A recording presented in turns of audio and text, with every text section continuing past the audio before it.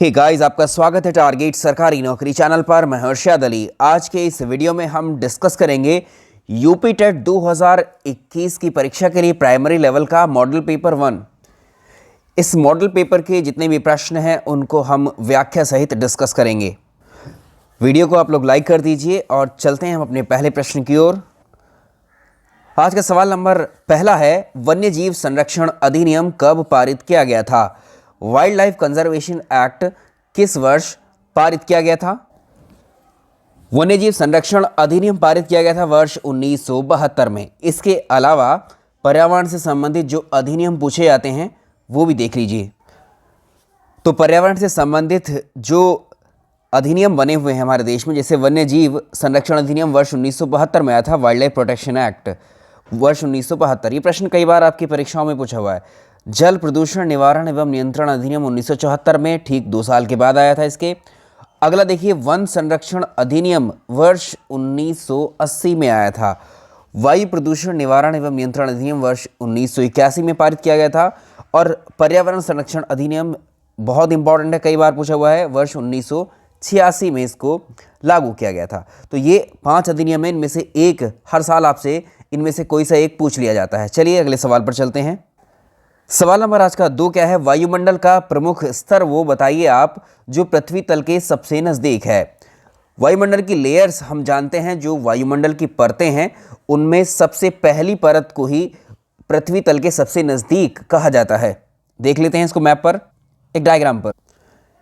ये देखिए, ये हमारी पृथ्वी है और इस पृथ्वी पर हम यहाँ रहते हैं और इसके कांटेक्ट में जो वायुमंडल का ये क्षेत्र, ये हाइट पर 8 किलोमीटर से 18 किलोमीटर तक की हाइट का जो ये एरिया है जो हमारी पृथ्वी तल से ऊपर की ओर है, इसको हम बोलते हैं क्षोभ मंडल या ट्रोपोस्फियर, जिसमें बादल, बिजली, वर्षा, जितनी भी मौसमी घटनाएं हैं यहाँ पर होती हैं। तो इसी पहली लेयर को, वायुमंडल की पहली लेयर को ही हम बोलते हैं क्षोभ मंडल। उसके बाद आती है दूसरी लेयर, उसको बोलते हैं समताप मंडल या स्ट्रेटोस्फियर। तीसरी लेयर को बोलते हैं मेसोस्फीयर या मध्य मंडल। उसके बाद आयन मंडल आती है, उसके बाद बाह्य मंडल आती है। और आपसे पूछ सकता है कि ओजोन लेयर या ओजोन गैस कौन सी परत में पाई जाती है वायुमंडल की? समताप मंडल में। अब आंसर कर सकते हैं, वायुमंडल का प्रमुख स्तर जो पृथ्वी तल के सबसे नज़दीक है यह है क्षोभ मंडल। ठीक है, यह है क्षोभ मंडल यानी ट्रोपोस्फियर। सवाल नंबर अगला, सरिस्का नेशनल पार्क, सरिस्का राष्ट्रीय उद्यान कहाँ पर, किस राज्य में स्थित है? सरिस्का राष्ट्रीय उद्यान राजस्थान में स्थित है। इसका आंसर होगा राजस्थान। राजस्थान में कहाँ पर? अलवर जिले में। और ये सरिस्का टाइगर रिजर्व भी है। नेक्स्ट देखेंगे, मानव शरीर का ब्लड बैंक किसे कहा जाता है? ह्यूमन बॉडी में ब्लड बैंक किसको कहा जाता है? तो हमारे शरीर में जो स्प्लीन है, जिसे हम प्लीहा बोलते हैं, ये मानव शरीर का ब्लड बैंक कहा जाता है। निम्नलिखित में से टप्पा शैली को प्रचलित करने हेतु कौन प्रसिद्ध है? टप्पा शैली को प्रसिद्ध किया था जौनपुर के शासक हुसैन शाह शर्की के द्वारा। Option C. ठीक है, तो अगर आपसे पूछे जगह का नाम पूछे तो ये आप कर सकते हैं कि जौनपुर से संबंधित है टप्पा शैली, और वहीं के शासक थे हुसैन शाह शर्की, जिनके द्वारा इसको विकसित किया गया था। सवाल नंबर नेक्स्ट देखिए, अंतर्राष्ट्रीय मातृभाषा दिवस कब मनाया जाता है? इसको आप जानते हैं, ये 21 फरवरी को सेलिब्रेट किया जाता है अंतर्राष्ट्रीय मातृभाषा दिवस। और इसको वर्ष 1999 से इसकी शुरुआत की गई थी और ये पहल की थी किसने? यूनेस्को ने। ठीक है, यूनेस्को के द्वारा इसको 21 फरवरी को मनाना शुरू किया गया था। सवाल नंबर नेक्स्ट देखेंगे, भारत सरकार में वर्तमान पर्यावरण, वन और जलवायु परिवर्तन मंत्री कौन है? तो याद रखिएगा, वर्तमान में जो पर्यावरण, वन, जलवायु परिवर्तन मंत्री हैं वो हैं भूपेंद्र यादव। ठीक है, आंसर होगा ऑप्शन ए, भूपेंद्र यादव। सवाल नंबर अगला, निम्नलिखित में से कौन सा ऐसा फील्ड है जिसकी वित्तीय ज़रूरतों को नाबार्ड संस्था के द्वारा इसको पूरा किया जाता है? अब नाबार्ड के बारे में भी प्रश्न आपसे अलग से भी पूछ लिया जाता है सेपरेटली। इसकी फुल फॉर्म पूछता है national bank for agriculture and rural development, ये इसकी फुल फॉर्म होती है, जिसको आप जानते हैं। और ये जो है इसको स्थापित किया गया था 12 जुलाई 1982। कहाँ पर इसका हेडक्वार्टर है? मुंबई। इतनी जानकारी आपके पास होनी चाहिए, इससे सेपरेट भी प्रश्न पूछता है तो। और ये किस फील्ड के लिए कार्य करता है? एक्चुअली ये कृषि क्षेत्र में कार्य करता है नाबार्ड। ऑप्शन ए इसका सही आंसर होगा। तो कृषि क्षेत्र की वित्तीय ज़रूरतों की जो पूर्ति की जाती है वो नाबार्ड के द्वारा की जाती है। और ये किस मंत्रालय के अधीन कार्य करता है NABARD? Ministry of finance, government of India के अंतर्गत। सवाल नंबर अगला, अनुसंधान कार्यों के लिए विकसित भारत का प्रथम परमाणु संयंत्र कौन सा है इनमें से? अगर रिसर्च सेंटर या रिसर्च रिएक्टर की बात करें एशिया का और इंडिया का, तो अप्सरा जो है, ऑप्शन सी जो अप्सरा है, अप्सरा इंडिया का और एशिया का ओल्डेस्ट रिसर्च रिएक्टर है, जो कि कहाँ पर है? ये मुंबई यानी कि महाराष्ट्र में है। ऑप्शन सी इसका सही आंसर होगा। चलिए सवाल नंबर नेक्स्ट, वह दृष्टि दोष जिसमें दूर की वस्तुएं स्पष्ट दिखाई नहीं देती हैं, यानी दूर की जो चीज़ें हैं हमें स्पष्ट दिखाई नहीं देती, कौन सी हैं? तो जो मायोपिया होता है इसमें दूर की वस्तुएं स्पष्ट दिखाई नहीं देती हैं। ऑप्शन ए मायोपिया इसका आंसर होगा। और इस दोष को दूर करने के लिए हम अवतल लेंस यानी कॉनकेव लेंस का इस्तेमाल करते हैं। कॉनकेव लेंस, ऑप्शन ए सही आंसर है इसका। नेक्स्ट देखिए, आमाशय से रिसावित होने वाला एंजाइम कौन सा है जो दूध के पाचन में सहायक होता है? डाइजेस्टिव सिस्टम आपने पढ़ा होगा और ये चैप्टर मैंने आपको करवाया भी है। ये हमारी जो ईसोफेगस है, ग्रास नली है, जिसमें से भोजन हमारे आमाशय यानी ये आमाशय हमारा, ये आमाशय यानी ये क्या है? स्टमक है। स्टमक में खाना आया और खाना लगभग यहाँ पर 4 से 4.5 घंटे इसमें रहता है स्टमक में, ठीक है। और यहीं पर जो है यहाँ पूछा है आमाशय से रिसावित होने वाला एंजाइम, यहीं से निकलता है कौन? रेनिन। रेनिन नाम का एंजाइम क्या करता है? ये दूध को पचाने में हेल्प करता है। इसी सवाल में अगर ऐसे पूछ लेता कि आमाशय से रिसावित होने वाला एसिड कौन सा है? एसिड अगर आपसे पूछ ले तो आप जानते हैं आमाशय से कौन सा एसिड सीक्रेट होता है? ये होता है HCl। HCl रिलीज होता है आमाशय से। ये हमारा स्टमक है। स्टमक का जो सबसे ऊपरी भाग है इसको 3 भागों में पढ़ा जाता है। ऊपरी वाला भाग जो इसका होगा इसको बोलते हैं हम कार्डिया, और बीच में जो मिडल पार्ट है इसका स्टमक का इसको बोलते हैं हम फंडस, और इसका जो सबसे निचला हिस्सा है इसको हम बोलते हैं पाइलोरिक। पाइलोरिक में जो सेल्स होते हैं यहीं से क्या होता है? इन सेल्स से निकलता है HCl, जो हमारे खाने में उपस्थित बैक्टीरिया होते हैं उनको किल करता है। जर्म्स बैक्टीरिया को किल करने का कार्य करता है हमारे भोजन में जब पाचन के दौरान, और हमारे फूड को एसिडिक बनाने का काम करता है HCl। नेक्स्ट देखिए, वो सजीव जीवाणु कौन सा है जो वायुमंडल की जो नाइट्रोजन होती है उसको स्थिर करने के लिए कार्य करता है? मतलब ऐसा बैक्टीरिया जो पौधों की जड़ों में रह करके जो वायुमंडल की जो नाइट्रोजन है इसको अवशोषित कर लेता है, और इसको अवशोषित करके इसको किस में बदल देता है? नाइट्रेट में। और जैसे ही नाइट्रेट में बदलता है ये मिट्टी में इसको क्या करता है? इस नाइट्रेट को मिट्टी में मिला देता है, और ये नाइट्रेट पौधों के लिए पोषक तत्व होता है। डायरेक्टली जो पेड़ पौधे प्लांट्स है वो नाइट्रोजन उनके लिए कोई उपयोग की नहीं होती है, और जो प्लांट्स होते हैं लेगुमिनस क्रॉप्स जैसी होती हैं, जिनको हम जानते हैं क्या? लेगुमिनस क्रॉप जो होते हैं दलहन वाले जो पौधे होते हैं प्लांट, उनकी जड़ों में एक बैक्टीरिया पाया जाता है। ये बैक्टीरिया क्या करता है? जो वायुमंडल की नाइट्रोजन है उसको अवशोषित करके क्या करता है? नाइट्रेट में परिवर्तित करके मिट्टी में मिला देता है, और ये मिट्टी में मिली हुई नाइट्रेट इसके काम आती है। किसके? ये इस पौधे के लिए पोषक तत्व होता है नाइट्रेट। समझ गए? तो ये प्रोसेस कहलाता है नाइट्रोजन फिक्सेशन, नाइट्रोजन स्थिरीकरण। तो इसमें भी याद रखिएगा, एक तो होता है नाइट्रोजन स्थिरीकरण करने वाले जीवाणुओं में, एक तो होता है राइजोबियम बैक्टीरिया, ऑप्शन में नहीं है। दूसरा आंसर होता है इसमें दूसरा ही बैक्टीरिया है, इसको बोलते हैं एजोटोबैक्टर, ठीक है। ये भी क्या करता है? नाइट्रोजन फिक्सेशन का कार्य करता है। इसके अलावा होता है क्लोरोबियम, इसके अलावा होता है क्लैब्सिएला, ठीक है। ये जो आपको EVS के नोट्स दिए गए हैं उसमें सब मेंशन है। ये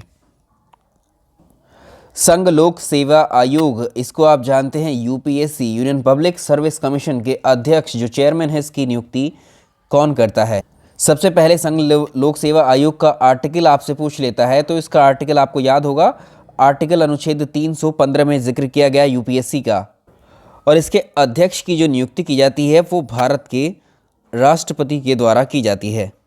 सवाल नंबर अगला, भारतीय संसद में कौन कौन शामिल है? जो पार्लियामेंट है हमारी, पार्लियामेंट में आप जानते हैं कौन कौन शामिल होते हैं? एक तो होती है लोकसभा, दूसरी होती है राज्यसभा, और एक अंग और है, भारतीय संसद के 3 अंग होते हैं। प्रेसिडेंट, ठीक है, लोकसभा, राज्यसभा एंड प्रेसिडेंट। तो आप आंसर करेंगे इसका ऑप्शन डी, इसका सही आंसर होगा। चलिए सवाल नंबर नेक्स्ट देखिए, महात्मा बुद्ध ने अपने ज्ञान का प्रथम उपदेश कहाँ पर दिया था? जो प्रथम उपदेश है महात्मा बुद्ध के द्वारा वो कहाँ दिया गया था? इसको आप जानते हैं, बहुत आसान है, ये सारनाथ में दिया गया था, ठीक है। सारनाथ कहाँ पर? वाराणसी के पास। लेकिन ऑप्शन में क्या है यहाँ पर? ऑप्शन में अगर सारनाथ का पुराना नाम पूछेगा तो इसमें पुराना नाम क्या होता है इसका? ऋषिपत्तनम, ठीक है। ऋषिपत्तनम किसका नाम है? ये सारनाथ का। अलग से भी प्रश्न पूछता है, या इसको हम कहते हैं मृगदाव, ठीक है, किसको? सारनाथ को। तो इसका आंसर हम कर लेंगे ऋषिपत्तनम। गौतम बुद्ध के द्वारा सर्वाधिक उपदेश दिए गए थे कहाँ? श्रावस्ती में। और लुम्बिनी में महात्मा बुद्ध का जन्म हुआ था। सवाल नंबर नेक्स्ट देखिए, मौलिक अधिकार किसके द्वारा निलंबित किया जा सकता है? जो फंडामेंटल राइट्स होते हैं हमारे, फंडामेंटल राइट्स को किसके द्वारा सस्पेंड किया जा सकता है? फंडामेंटल राइट्स को एक कंडीशन में निलंबित किया जा सकता है, जब देश में इमरजेंसी लगे, ठीक है। और इमरजेंसी लगती है नेशनल इमरजेंसी, देश में जो राष्ट्रीय आपातकाल लगाया जाता है वो आर्टिकल 352, आर्टिकल 352 के तहत भारत के राष्ट्रपति के द्वारा लगाया जाता है। आर्टिकल 352, आर्टिकल 356 और आर्टिकल 360, ये तीनों आर्टिकल्स को याद रखिएगा, ये इमरजेंसी से संबंधित है। इसमें नेशनल इमरजेंसी लगाई जाती है, यानी राष्ट्रीय आपातकाल। इसमें जो है 356 के थ्रू जो है प्रेसिडेंट रूल, राष्ट्रपति शासन लगाया जाता है राज्य में। और 360 के अंतर्गत जो है ये फाइनेंशियल इमरजेंसी हमारे देश में घोषित की जाती है। नेशनल इमरजेंसी हमारे देश में अभी तक 3 बार लगाई जा चुकी है, और प्रेसिडेंट रूल जो है ये जो है अलग अलग राज्यों में कई बार लग चुका है। अगर हम देखें जो आर्टिकल 360 है, जिसमें फाइनेंशियल इमरजेंसी है या वित्तीय आपातकाल है, ये हमारे देश में अभी तक नहीं लगा है। ये प्रश्न पूछे हुए जितने मैंने अभी यहाँ डिस्कस किए हैं। तो मौलिक अधिकार किसके द्वारा निलंबित किए जा सकते हैं? भारत के राष्ट्रपति के द्वारा, वो भी किस स्थिति में? जब देश में इमरजेंसी लागू हो। यहाँ हमें आंसर क्वेश्चन ऑप्शंस के अकॉर्डिंग ही चूज़ करना है। सवाल अगला, सर्वाधिक विनाशकारी ज्वालामुखी इनमें से कौन सा है? जो पिलियन ज्वालामुखी हैं इनमें ये सबसे ज़्यादा विनाशकारी माने जाते हैं, ऑप्शन बी। नेक्स्ट देखिए, कौन सी एक सिंचाई की विधि खरपतवार और रोगों के नियंत्रण में सर्वाधिक उपयोगी होती है? देखिए इसको समझते हैं। ये कोई प्लांट है, मान लीजिए आपके खेत में ये कोई पौधे लगे हुए हैं, ठीक है। अब जो सिंचाई नलकूपों के द्वारा होती है उसमें क्या है कि पानी एक ऐसे एरिया के थ्रू चलता चला जाता है, ठीक है। तो क्या होता है उसमें जो खरपतवार, जो घास फूस भी होती है, उनको भी पानी लगता है उस केस में, ठीक। तो यहाँ पर क्या है, ये जो प्लांट हैं इसमें ड्रिप सिंचाई जो होती है, ड्रिप इरिगेशन, इसमें क्या करते हैं, पाइपलाइन होती है, और पाइपलाइन जो है ये डायरेक्टली क्या करती है, जो प्लांट्स होते हैं उनकी जड़ों में ही ये पानी गिराती है। मतलब इससे पानी का वेस्टेज भी नहीं होता है, और जो आसपास का जो गैप है इनमें जो घास फूस उगती है उसके लिए पानी की अवेलेबिलिटी नहीं हो पाती है, ठीक है। तो वो जब यहाँ पानी नहीं मिलेगा इस खरपतवार को, तो वो यहाँ पनपेगी नहीं ज़्यादा, ठीक है। तो ये ड्रिप इरिगेशन में होता है। आई थिंक एक क्वेश्चन रह गया था, इसको भी डिस्कस कर लेते हैं हम। क्वेश्चन नंबर 5, भूगर्भ के अंदर पिघला हुआ पदार्थ क्या कहलाता है? नंबर कोई भी दे सकते हैं आप इसमें।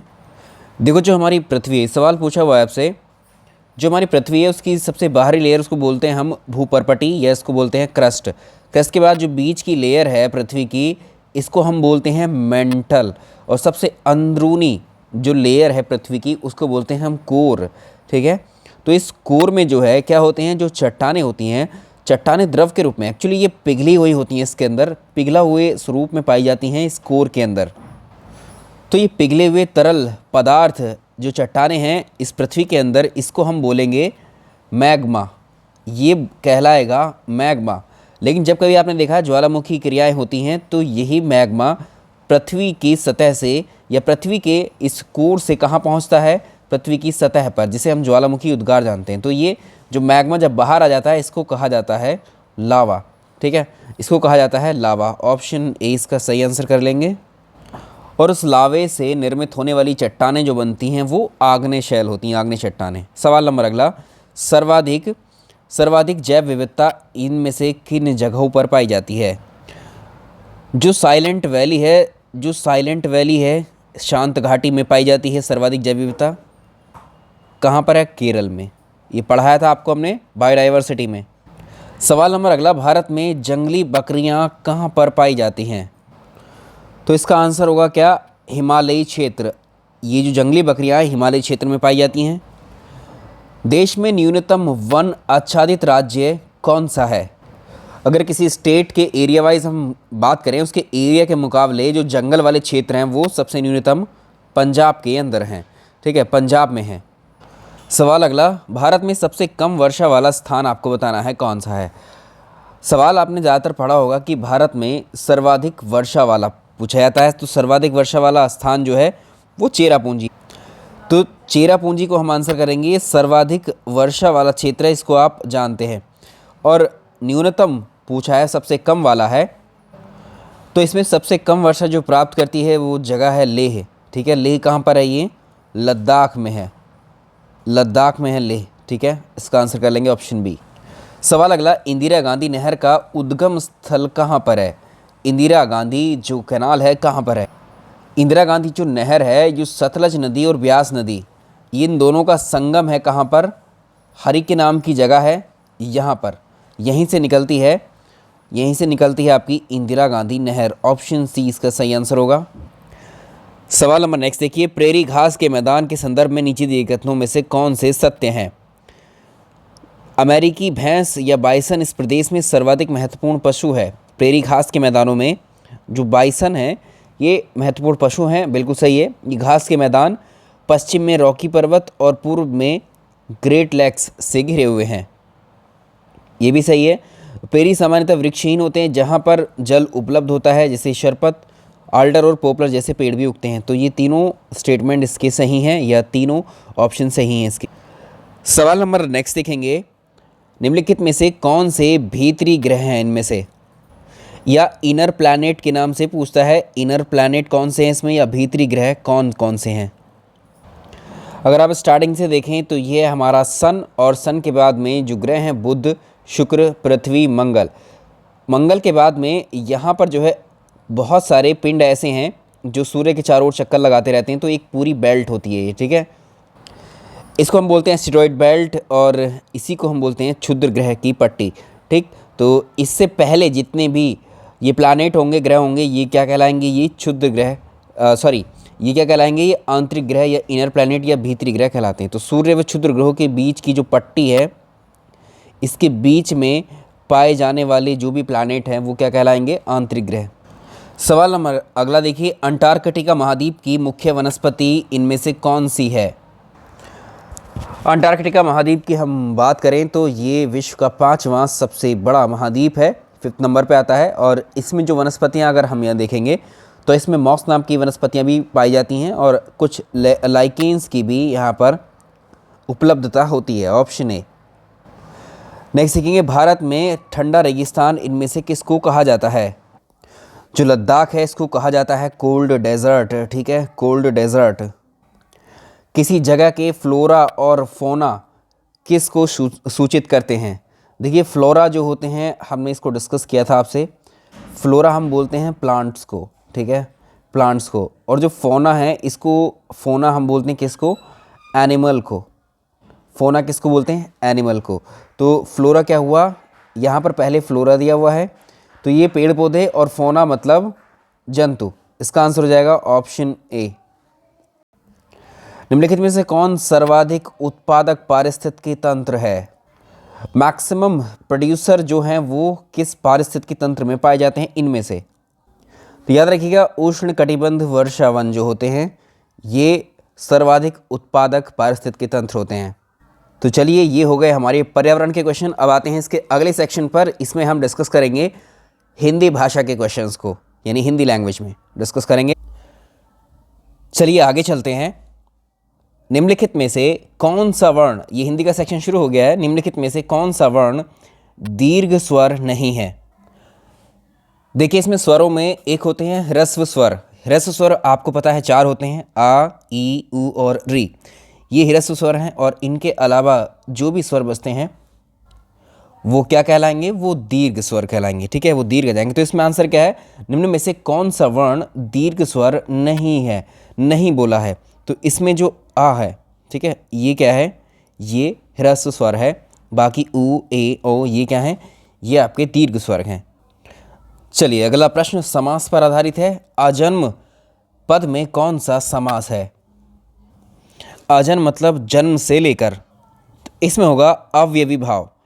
इसका आंसर होगा ऑप्शन बी। नेक्स्ट देखिए, गार प्रत्यय से किस शब्द का निर्माण नहीं हो सकता है? इसमें गार से जैसे शब्द बन सकते हैं, मददगार है, ठीक है, और यादगार है, और रोजगार है, गुनाहगार है, ये बन सकता है। ये क्या है? सौदागर, ठीक है। इसमें क्या है? सौदागर, जादूगर, ये वाले शब्द नहीं बन सकते हैं गार प्रत्यय से, ठीक है। इसका आंसर ऑप्शन हो जाएगा बी, सही आंसर। निम्नलिखित में से कौन से स्पर्श व्यंजन नहीं है? इसमें अगर हम बात करें खागा, ताथा, दाधा, ये क्या है? ये वर्गीय व्यंजन है। और अगर शा और हा की बात करें, ये आपके होते हैं, ये क्या है? ये वर्गीय व्यंजन है। और जितने भी वर्गीय व्यंजन हैं वो सब क्या होते हैं? स्पर्श व्यंजन होते हैं। शा और हा ये स्पर्श व्यंजन नहीं होते हैं। जिन वर्णों का उच्चारण ऊपर के दांतों पर जीभ लगाने से होता है उसको हम क्या कहते हैं? जिन वर्णों का उच्चारण ऊपर के दांतों पर जीभ लगाने से होता है उसको हम क्या कहते हैं? इनको हम कहते हैं दंत्य। ऑप्शन बी सही आंसर होगा इसका, दंत्य। नेक्स्ट देखिए, अगला सवाल देखें। परिजात शब्द का पर्यायवाची इनमें से कौन सा होगा? जो परिजात शब्द है इसका पर्यायवाची क्या होगा? ये होगा कल्प वृक्ष, ऑप्शन सी। तो कल्प, तरु, देव वृक्ष ये भी इसके पर्यायवाची हैं। सवाल अगर देखिए, भक्ति शब्द का अर्थ इनमें से कौन सा नहीं है?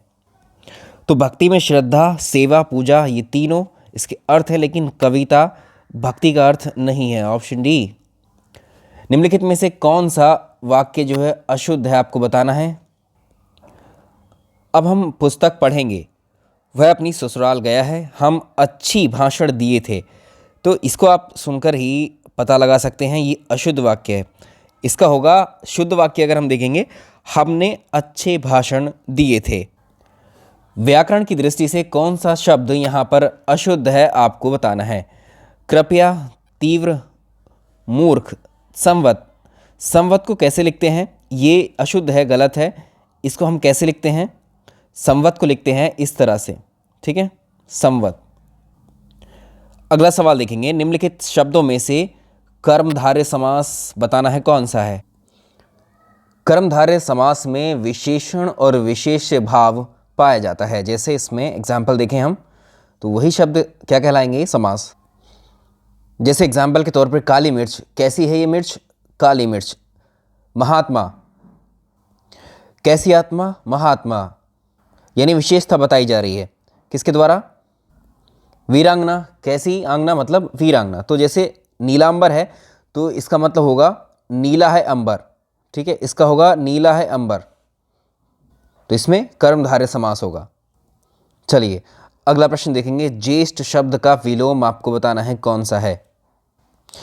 ज्येष्ठ का मतलब होता है बड़ा, तो इसका विलोम हो जाएगा कनिष्ठ, ऑप्शन बी। कोमल, कठोर का क्या होगा? कोमल क्या है? कठोर का विलोम होगा। और इसका क्या होगा? जटिल का आप कर सकते हैं सरल। ये प्रश्न जो है स्कूल लेवल पर आपने ज़रूर पढ़ा होगा। चारुचंद्र की चंचल किरणें खेल रही हैं जलथल में। इसमें जो प्रस्तुत पंक्तियाँ हैं इसमें कौन सा अलंकार आपको बताना है। यहाँ पर अगर आप देखें इसमें चा वर्ण की आवृत्ति बार बार, यानी कोई वर्ण जब बार बार आता है तो वो अनुप्रास अलंकार कहलाता है, ठीक है। तो चा वर्ण यहाँ बार बार आ रहा है। और जहाँ पर शब्दों की आवृत्ति होती है, अर्थ अलग अलग होता है, तो वहाँ यमक अलंकार होता है। खल का समानार्थी शब्द आपको बताना है इनमें से कौन सा नहीं है। तो इसमें अगर आप देखो ज्योति, ये शब्द ज्योति शब्द जो है किसके लिए आता है? ये प्रकाश के लिए समानार्थी शब्द है, ठीक है। बाकी कुटिल, खर, धतूरा ये सब क्या है? खल के समानार्थी हैं। नेक्स्ट देखिए, कवि नरेंद्र शर्मा की रचना इनमें से कौन सी नहीं है। हंसमाला, प्रभात फेरी, प्रवासी के गीत ये तीनों हैं। वंदना के बोल नरेंद्र शर्मा की नहीं है। तो इसका आंसर होगा वंदना के बोल, ये हरिकृष्ण प्रेमी की रचना है। तुम स्कूल कब जाओगे वाक्य में कौन सा सर्वनाम है। ये डायरेक्टली आइडेंटिफाई कर सकते हो, तुम स्कूल कब जाओगे में प्रश्न कर रहा है, ठीक है। तो इसका आंसर होगा प्रश्नवाचक सर्वनाम, ऑप्शन सी। कब है, क्यों है, क्या है, ये सब प्रश्नवाचक सर्वनाम में आते हैं। सवाल नंबर अगला देखिए, निम्नलिखित शब्दों में से उस शब्द को छांटिए जिसमें अ उपसर्ग है।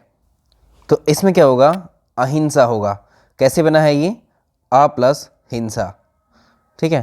तो इसका आंसर होगा ऑप्शन बी। इसमें आ उपसर्ग है, इसमें क्या है, अनु है। तो देखो इसमें अन्याय, अशुद्ध, अपरिग्रह, ये क्या है, ये सब आ उपसर्ग वाले शब्द हैं। तो इसका आंसर होगा ऑप्शन बी। अगला सवाल देखिए, निम्नलिखित में से वो शब्द ढूंढना है जो स्त्रीलिंग शब्द है इसमें से। रंग की बात करें तो ये होता है पुल्लिंग, ठीक है। जैसे हम बोलते हैं रंग खरीदा, तो इसको ऐसे थोड़ा ना बोलते हैं कि रंग खरीदी, तो रंग खरीदा ये क्या है, पुल्लिंग। जैसे धर्म है, धर्म भी पुल्लिंग है। जैसे जाति, जाति होता है या जाति होती है, तो जाति होती है, तो ये क्या है, स्त्रीलिंग है। अगला देखें, संप्रदाय। तो क्रिया के साथ में संबंध जोड़ लेना, जब हम जोड़ते हैं तो उससे हमें पता लग जाता है कि कोई शब्द स्त्रीलिंग है या पुल्लिंग है। आंसर होगा ऑप्शन सी। लेखक और उनकी रचना का कौन सा जोड़ा गलत है।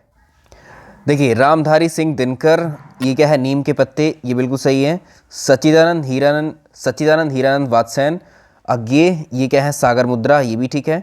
वासुदेव सिंह त्रिलोचन, गुलाब और बुलबुल, ठीक है। अगर हम बात करें ऑप्शन डी की, युग का मेल नागार्जुन, ये गलत है, क्योंकि युग का मेल जो लिखी गई है रचना, ये लिखा है किसने, शिव मंगल सिंह सुमन के द्वारा। तद्भव और उसके तत्सम का कौन सा युग्म गलत है। जो सत्य है उसका बन गया सच, ये ठीक है। जो शलाका है इसका बन गया सलाई। और अगर हम बात करें किसकी, सावन की, तो सावन का शब्द नहीं होगा, ठीक है। इसका क्या होगा, श्रावण, ठीक है, श्रावण। तो ये गलत वाला ही पहचानना है आपको, ऑप्शन सी। नेक्स्ट देखिए, मोहन से खड़ा भी नहीं हुआ जाता, इस वाक्य में वाच्य बताना है कौन सा है। यहाँ पर देखिए, मोहन से खड़ा नहीं हुआ जाता, तो जहाँ पर से या कर्ता के द्वारा से या के लगा होगा तो आप उसको पहचान लेंगे क्या है, ये भाववाच्य है। चलिए, सुजन से आपको बताना है, सुजन से कौन सी भाववाचक संज्ञा बनती है। तो इससे बनेगा सौजन्य, ऑप्शन सी इसका सही आंसर होगा। भाव शब्द में किस प्रत्यय का प्रयोग हुआ है। इसमें जो है वो है आव प्रत्यय, ऑप्शन सी। जैसे और भी हैं, खिंचाव, तनाव, इनमें सब में क्या है, आव प्रत्यय होगा। तो इसका आंसर करेंगे ऑप्शन सी। निम्नलिखित में से कौन सा शब्द है जो देशज है। तो इसमें जो डोसा है, दक्षिण भारत का ओरिजिन है इसका शब्द का, तो ये क्या है, डोसा क्या है, देशज शब्द है। और जैसे चाकू, पठान, पपीता, ये सब क्या है, विदेशी भाषा के शब्द हैं, यानी विदेशी शब्द हैं ये। इसके अलावा इडली, लोटा, गाड़ी, लट्टू, ये सब क्या हैं, देशज शब्द ही हैं। ताम्र शब्द का तद्भव इनमें से बताना है कौन सा है। इसको आप जानते हैं, ताम्र का जो तद्भव है वो क्या है, तांबा है। अगर देखेंगे, दाहिना हाथ होना मुहावरे का अर्थ आपको बताना है। तो इसका मतलब होगा राइट हैंड, मतलब दाहिना हाथ होने का मतलब है राइट हैंड होना, मतलब ये बहुत खास होना किसी का, ठीक है। चलिए नेक्स्ट देखिए, निम्नलिखित में से कौन सा विलोम युग्म सही नहीं है। तो इसमें देखो, प्राचीन का अर्वाचीन, ठीक है, स्थावर का जंगम, और इसके साथ में ये क्या होता है, तो स्थावर का जंगम भी ठीक है और यायावर भी ठीक है। और हम बात करेंगे मूक की, मतलब होता है गूंगा, वाचाल मतलब अधिक बोलने वाला, ठीक, ये भी ठीक है। अब इसकी बात करो मितव्ययी की, तो मितव्ययी का मतलब होता है कम खर्चा करने वाला, और अल्पव्ययी का मतलब भी कम खर्चा करने वाला ही होता है। तो मितव्ययी का क्या होगा, अगर इसको हम देखें तो ये होगा अपव्ययी, ठीक है। इसका क्या होगा, अपव्ययी, ये सही होगा, जबकि ये गलत है। लवकुश में कौन सा समास है। लवकुश में बताना है आपको कौन सा समास है। तो इसमें हम बात करें लवकुश में, तो ये होगा द्वंद्व समास। जैसे लवकुश है, सीताराम है, इसमें तन मन है, माता पिता हैं, ये सब द्वंद्व समास में आ जाएंगे। नेक्स्ट देखिए, जो तांबा शब्द है इसमें से कौन सी संज्ञा है। इसका आंसर होगा द्रव्यवाचक, ठीक है, इसका आंसर होगा द्रव्यवाचक। आराधना कविता के कवि कौन है, इनमें से आपको बताना है। तो ये कौन है, सूर्यकांत त्रिपाठी निराला, ऑप्शन सी। तो चलिए अब यहाँ से हमारा सीडीपी बाल विकास के प्रश्नों को शुरू करेंगे। अब इसमें देखिए, अगला प्रश्न देखिए, किसके अनुसार प्राणी 4 से 5 साल की उम्र में जो कुछ बनना होता है वो बन जाता है, ऐसा किसने बोला था। किसका स्टेटमेंट है ऐसा स्टेटमेंट दिया था सिगमंड फ्राइड ने। इन्होंने कहा था कि जो बच्चा या बच्ची बनना जो भी बनना चाहता है वो 4 से 5 साल की उम्र में ही बन जाता है। यानी बालक बालिका 4 से 5 साल की उम्र में जो कुछ बनना होगा वो बन जाता है, ये ऐसा कहा था सिगमंड फ्राइड ने। चलिए अगला सवाल देखेंगे, मनोविज्ञान से अभिप्राय है। इसमें देखिए मनोविज्ञान से अभिप्राय बताना है, यानी इसका मनोविज्ञान का अर्थ बताना है। अगर हम अर्थ निकालते हैं मनोविज्ञान का तो आप जानते हैं इसका अर्थ होता है मन का विज्ञान, ठीक है, अर्थ। और अगर आपसे पूछे मनोविज्ञान किस चीज़ का अध्ययन किया जाता है, इसमें किस चीज़ का अध्ययन है, तो वो व्यवहार का अध्ययन होता है, ठीक है। क्या है मनोविज्ञान? मानव व्यवहार का अध्ययन होता है इसमें, ठीक है। लेकिन यहाँ पर इसका शाब्दिक अर्थ ही पूछा है। चलिए सवाल नंबर अगला देखेंगे, किस अवस्था के अंतर्गत बालक अपनी संवेदना और शारीरिक क्रियाओं की सहायता से ज्ञान को अर्जित करता है? अब इसमें अगर हम देखें, जो जीन पियाजे थे, जीन पियाजे ने जो संज्ञानात्मक विकास की 4 अवस्थाएं बताई थी, और इनमें से जो संवेदी पेशीय अवस्था है, इसमें बताया था कि इस अवस्था में बालक अपनी ज्ञानेंद्रियों यानी अपनी संवेदनाओं और शारीरिक क्रियाओं के माध्यम से जो है ज्ञान अर्जित करता है, सीखता है। इसमें ये भी याद रखेंगे, पूर्व संक्रियात्मक अवस्था 2 वर्ष से 7 वर्ष की अवस्था को कहा है, अमूर्त संक्रियात्मक अवस्था 12 वर्ष के बाद, और मूर्त संक्रियात्मक अवस्था 7 से 12 वर्ष, और संवेदी जो पेशी अवस्था है वो जन्म से 2 वर्ष। चलिए नेक्स्ट देखें, किस अवस्था में बालक वस्तुओं और घटनाओं के बीच में समानता भिन्नता समझने की क्षमता किस एज में आती है? तो जो मूर्त संक्रियात्मक अवस्था है, जो कि 7 से 12 वर्ष की आयु होती है, इसी में जो है बालक वस्तुओं और घटनाओं के बीच में समानता और भिन्नता में जो है उसको समझ डेवलप होने लगती है। दिन हो या तारीख हो, महीना, वर्ष, और जो घड़ी में जो टाइम होता है वो सब जो है वो इसी अवस्था में सीख जाता है, मतलब उनमें डिफरेंस करना या उनको एग्जैक्ट समझ पाता है। चलिए सवाल नंबर अगला देखिए, किसका कथन था कि जो ज्ञान होता है वो किसी भी देश के सुख और समृद्धि का आधार होता है? तो ऐसा कहा गया था किसके द्वारा? जॉर्ज वॉशिंगटन के द्वारा। जॉर्ज वॉशिंगटन का ये स्टेटमेंट था कि ज्ञान किसी भी देश की सुख और समृद्धि का आधार होता है। चलें अगला प्रश्न देखेंगे, जब शिक्षक को अपने विषय का पूर्ण ज्ञान होगा तभी वह, तो यहाँ पर ऑप्शन देखो बहुत ही ऐसे होते हैं कि हम अपने आंसर को जो है शिफ्ट कर सकते हैं बहुत आसानी से। इस सब्जेक्ट की खास बात यही है। तो इसमें अगर टीचर को अपने विषय का पूर्ण ज्ञान होगा तो वो छात्रों के जो डाउट्स हैं उनको वो दूर कर सकेंगे, ठीक है, अपनी शंकाओं को, उनकी समस्याओं को या शंकाओं का समाधान आसानी से कर सकते हैं अगर शिक्षक को अपने विषय का पूर्ण ज्ञान होगा। ऑप्शन डी इसका सही होगा। चलिए सवाल नंबर अगला होगा, सामाजिक अंतःक्रिया के द्वारा बालक के किन किन पक्षों का विकास होता है? अच्छे प्रश्न सारे के सारे। तो सामाजिक अंतःक्रिया से जो वाइगोत्स्की हैं, वाइगोत्स्की के अकॉर्डिंग उन्होंने कहा है जो सामाजिक अंतःक्रिया है इसके माध्यम से जो बालक हैं उनमें संज्ञानात्मक विकास, ठीक है, उनके शारीरिक विकास और सामाजिक तीनों पक्षों में विकास होता है। ऑप्शन डी सही आंसर होगा।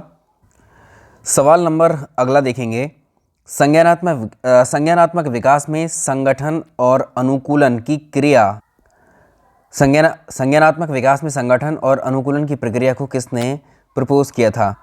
जो बालक और बालिकाएं होते हैं उनमें जो अपने वातावरण से जो भी ज्ञान वो प्राप्त करते हैं उसको हम बोलते हैं संज्ञान, और जो जीन पियाजे हैं इनको संज्ञानात्मक विकास का जनक माना जाता है। ऑप्शन बी सही आंसर होगा इसका, जीन पियाजे। और जीन पियाजे ने ही संगठन और अनुकूलन जैसे इन शब्दावली का भी प्रयोग किया है। चलिए नेक्स्ट प्रश्न, इसका आंसर आप जानते ही होंगे, मनोविज्ञान का शिक्षा के क्षेत्र में सबसे बड़ा योगदान किस में है? यह है बाल केंद्रित शिक्षा में। Option D. अगर हम बात करें मनोविज्ञान में जो बाल केंद्रित शिक्षा है इसका सबसे पहला विचार किसके द्वारा दिया गया था? रूसो के द्वारा दिया गया था। ये सवाल नंबर अगला देखिए, ध्यान आकर्षित करने में या ध्यान आकर्षित होने में किसकी प्रमुख भूमिका होती है? तो इसका आंसर होगा जो उद्दीपन है, इसकी तीव्रता, उद्दीपन की तीव्रता ध्यान आकर्षित होने में महत्वपूर्ण भूमिका निभाती है। यानी जो भी चीज़ जितनी प्रभावी होगी हमारा ध्यान उसी तरफ आकर्षित होता है, इसको बोलते हैं उद्दीपन की तीव्रता। सवाल अगला देखिए, शिक्षण के सूत्र के अंतर्गत संपूर्ण से खंड की ओर बढ़ना किस शिक्षण सूत्र का दूसरा रूप है? शिक्षण सूत्र के अंतर्गत संपूर्ण से खंड की ओर बढ़ना और पूर्ण से अंश की ओर शिक्षण सूत्र को ये दर्शाता है। तो इसका आंसर हो जाएगा ऑप्शन सी। चलिए सवाल नंबर नेक्स्ट, छात्रों के पूर्व ज्ञान पर नए ज्ञान को आधारित करना क्या कहलाता है? यह कहलाता है ज्ञात से अज्ञात की ओर। अगला है संप्रेषण प्रक्रिया के कितने मुख्य तत्व होते हैं? तो संप्रेषण जो प्रक्रिया है इसके 9 तत्व होते हैं। देखिए संप्रेषण मुख्यतः कितने प्रकार का होता है? संप्रेषण जो है वो 2 प्रकार का होता है। सिंपल है ये, जो अपने विचारों को आदान प्रदान हम करते हैं, अपने विचारों को आदान प्रदान करने की जो प्रक्रिया है वो संप्रेषण कहलाती है। जो अंग्रेजी शब्द है कम्युनिकेशन, उसका हिंदी रूपांतरण है संप्रेषण। तो इनको हम कह सकते हैं शाब्दिक और अशाब्दिक रूप में। शिक्षण कौशल की प्रमुख विशेषताएं इनमें से कौन सी हैं? शिक्षण प्रक्रिया को प्रभावशाली बनाना बिल्कुल है। शिक्षण कौशल में ये टीचिंग स्किल्स जो होती हैं, इसमें जो शिक्षक होता है वो क्या करता है, इसकी मदद से, टीचिंग स्किल्स की मदद से वो जो विषय वस्तु है वो उसको काफ़ी आसान बना देता है। तो शिक्षण प्रक्रिया को प्रभावशाली इफेक्टिव बनाने का एक टूल है ये। अंत्यक्रिया को सक्रिय बनाना और विशिष्ट लक्ष्यों की प्राप्ति भी इसमें होती है। तो ये क्या है, उपर्युक्त सभी इसके हो जाएंगे। शिक्षण एक प्रक्रिया है, इसमें बताना है आपको शिक्षण कैसी प्रक्रिया है। तो जो शिक्षण है इसमें सीखने सिखाने की प्रक्रिया होती है। अब ये जो है क्या है, एक सामाजिक प्रक्रिया है, ऑप्शन बी। तो शिक्षण एक ऐसी प्रक्रिया है, एक ऐसी सामाजिक प्रक्रिया है जिसमें शिक्षक और शिक्षार्थी और समाज ये महत्वपूर्ण तत्व होते हैं। तो ये समाज से ही संबंधित है। कक्ष कक्ष में सामूहिक कार्य करने से किस पक्ष में वृद्धि होती है? कक्ष कक्ष में जो सामूहिक कार्य करने से बालक और बालिकाओं के सृजनात्मक या अपसारी चिंतन की इस पक्ष की क्या होती है, इसमें वृद्धि होती है, सृजनात्मक चिंतन में। क्योंकि यहाँ पर अलग अलग बच्चे जो हैं अपने अलग अलग विचार प्रस्तुत करते हैं, इस वजह से सृजनात्मक चिंतन में वृद्धि होती है। अगला देखिए, सृजनात्मक व्यक्ति किसी भावना या विचारों में बहकर कार्य योजना का निर्माण नहीं करते हैं। यह सृजनात्मकता किस विशेषता के अंतर्गत आता है? तो इसका आंसर होगा प्रमाणिक तथ्यों का संकलन। तो जो सृजनात्मक व्यक्ति होते हैं वो कभी भी भावनाओं में बहकर नहीं बल्कि प्रमाणिक तथ्यों का संकलन करते हैं। नेक्स्ट देखिए, एक सृजनात्मक व्यक्ति की विशेषताएं बतानी है आपको। तो सृजनात्मक व्यक्ति जो है जिज्ञासु होता है, जानने की इच्छा रखता है वो हर एक चीज़ को। सृजनात्मक व्यक्ति चुनौतियां पसंद करता है, ये बात सही है। सृजनात्मक व्यक्ति प्रयोगों से भयभीत नहीं होता है, ये भी ठीक है। तो ये तीनों ही इसके फीचर रहेंगे, ठीक है। नेक्स्ट, सृजनात्मक विषय को सबसे पहले समझने वाले मनोवैज्ञानिक इनमें से कौन थे? 3 से 4 क्वेश्चन हमने देखे थे सृजनात्मकता के ऊपर, ठीक है। तो इसमें देखिए, जो सृजनात्मक जो विषय है इसको पहले समझाया किसने था? ये जेम्स वॉट ने इसको समझाया था। तो किसी भी परंपरागत वस्तु में अगर हम कोई नई क्वालिटी, एक नई विशेषता प्रकट करने की मौलिक प्रक्रिया को उसमें इम्प्लीमेंट हम कर देते हैं, यही सृजनात्मकता कहलाती है। तो इसको याद रखिएगा, सृजनात्मक विषय को सबसे पहले समझाने वाले जो थे जेम्स वॉट थे। चाय की केतली का एक्सपेरिमेंट इनका। भाषा के विकास में किन परिस्थितियों का प्रभाव अधिक पड़ता है? भाषा के विकास में किन परिस्थितियों का प्रभाव अधिक पड़ता है? तो समुदाय, सामाजिक परिस्थिति और आर्थिक परिस्थिति, इन सभी का प्रभाव पड़ता है। ऑप्शन डी सही आंसर होगा। क्योंकि जो एक बालक होता है, बालक जो है वो परिवार में, समाज में, विद्यालय में, ये समुदाय के माध्यम से जो शब्द सुनता है उससे ही क्या करता है, जो शब्द वो समाज में, विद्यालय में, समुदाय में सुनता है, उन्हीं से वो अपनी भाषाई विकास को जो है पूर्ण करता है एक तरीके से। किस मनोवैज्ञानिक ने ये निष्कर्ष निकाला कि अपनी बात को ढंग से प्रस्तुत करने में लड़कियां अधिक कुशल होती हैं? ये कथन किसका था? हाइडर का था, ऑप्शन डी। सवाल नंबर अगला देखेंगे, शिशु अपना पहला शब्द किस महीने में बोलता है? एक शिशु जो है वो जब उसकी उम्र 10 से 13 महीने के बीच में होती है। यहाँ ऑप्शन में 10 महीने, तो 10 से 13 महीने के बीच में इस एज में शिशु क्या करता है, अपना पहला सार्थक शब्द बोलने लगता है। सार्थक शब्द का मतलब ये होगा कि ऐसा शब्द जिसका मतलब आपको समझ में आए। सवाल नंबर अगला देखिए, शिशु की पहली भाषा क्रंदन होती है और ये क्रंदन किस अवस्था के अंतर्गत आती है? आंसर होगा शैशव अवस्था के अंतर्गत। और जो क्रंदन है ये बालक की प्रथम भाषा मानी जाती है। जो नवजात शिशु होते हैं उनके रोने की जो क्रिया है वो क्रंदन कहलाती है और उसमें आंसू नहीं आते हैं। तो इसका आंसर हम क्या करेंगे? शैशव अवस्था। भाषा विकास की सबसे उत्तम कसौटी किसे माना जाता है? तो इसका आंसर होगा बौद्धिक विकास या मानसिक विकास। सही आंसर होगा इसका। जो भाषा विकास है उसका संबंध किससे है? बौद्धिक विकास से है, मानसिक विकास से जुड़ा हुआ है। जैसे जैसे बालक और बालिकाओं में मानसिक विकास होता जाता है उसकी भाषा का विकास भी होता चलता है इसके साथ ही। बाल विकास के क्षेत्र के अंतर्गत किन किन प्रतिक्रियाओं को सामाजिक विकास में शामिल किया जाता है? तो देखिए, परिवार के सदस्यों को पहचानना ये शामिल किया जाता है। क्रोध एवं प्रेम की प्रतिक्रिया, ये भी बड़े व्यक्तियों के कार्य में सहायता करना, ये सभी जो है सामाजिक विकास में शामिल किए जाते हैं। सवाल नंबर नेक्स्ट देखिए, बाल विकास के अंतर्गत बालकों की क्रियाओं एवं संवेगों का अध्ययन किस क्षेत्र में किया जाता है? तो इसका आंसर होगा ये मानसिक विकास के क्षेत्र में इसका अध्ययन किया जाता है। जैसे हम बाल विकास के अंतर्गत देखते हैं जो बालकों की क्रियाएं होती हैं उसमें जैसे खेलना हो गया, कूदना है, पढ़ना लिखना, और संवेग जैसे रोना, क्रोध करना, ईर्ष्या, खुशी, इन सब का अध्ययन मानसिक पक्ष के तहत ही किया जाता है। बाल विकास के अंतर्गत बालक की भ्रूणावस्था से लेकर बाल्यावस्था तक का अध्ययन किस क्षेत्र के अंतर्गत किया जाता है? तो ये शारीरिक विकास के तहत किया जाता है। सवाल नंबर नेक्स्ट देखिए, बाल विकास के अंतर्गत मुख्यतः कितने क्षेत्रों का वर्णन किया गया है? तो इसका आंसर होगा 7।